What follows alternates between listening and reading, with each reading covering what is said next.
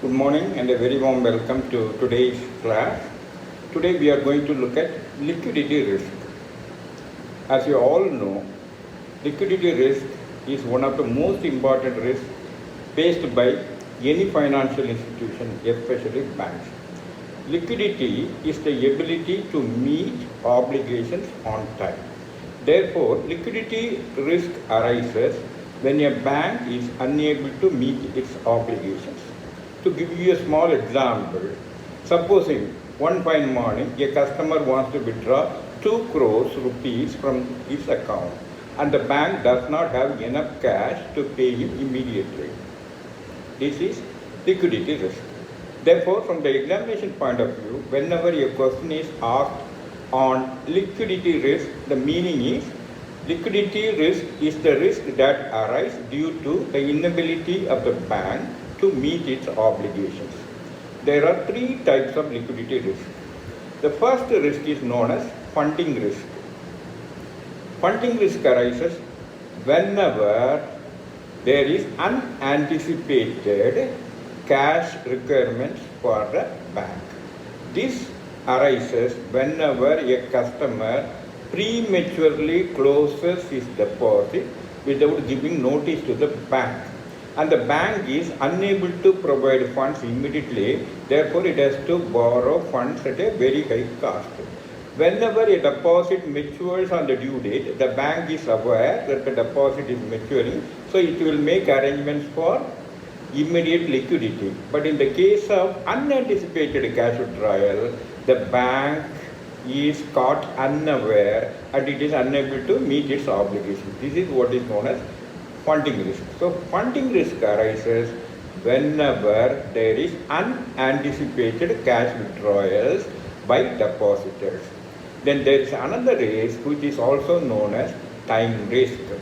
Time risk arises whenever the installment amount from the borrower account is not received on time. For example, there is a delayed repayment of loan installments. It leads to what is called time risk. On 30th, if a customer has to remit, let us say 50 lakhs rupees, if he does not remit 50 lakhs rupees and the bank has to arrange for 50 lakhs because it assumed that the customer will remit the money on the due date. But he is somehow remitting the money subsequently. But at the time, if he does not remit on time, the risk, liquidity risk arises, this is known as time risk. Then the third risk is known as call risk. Call risk arises due to crystallization of contingent liabilities.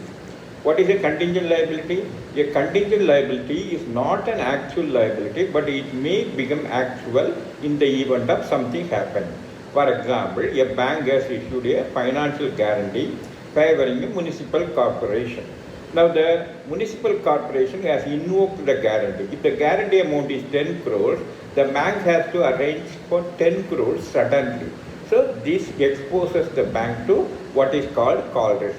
Call risk arises only due to crystallization of contingent liabilities. Time risk arises due to delayed repayment by borrower accounts. And funding risk arises due to unanticipated cash withdrawals by depositors. Now there are 2 formulas. One formula is known as liquidity ratio. This liquidity ratio is calculated as high quality assets divided by total net cash outflows during the next 30 days into 100. This should be greater than 100%. What is high quality liquid assets? High quality liquid assets are cash, bank accounts, because it is equivalent to cash. Then suppose if you have got investments which can be easily sold in the market and converted into cash. So they are known as cash substitutes. Government securities, shares, these are all high quality liquid assets. It should be divided by what is the net cash outflow during the next 30 days. For example, if the cash inflow is 10 crores, cash outflow is 20 crores during the next 30 days, then net cash outflow is 10 crores. And if you have got high quality liquid assets worth 10 crores, you are safe. Otherwise, you will have to make a contingency plan to to meet the cash obligation. Then finally, there is one more ratio which is known as net funding ratio. This ratio is known as, actually, this is known as net stable funding ratio. This is for calculating the medium term liquidity. For example, what is the available medium term funds divided by what is the required medium term funds.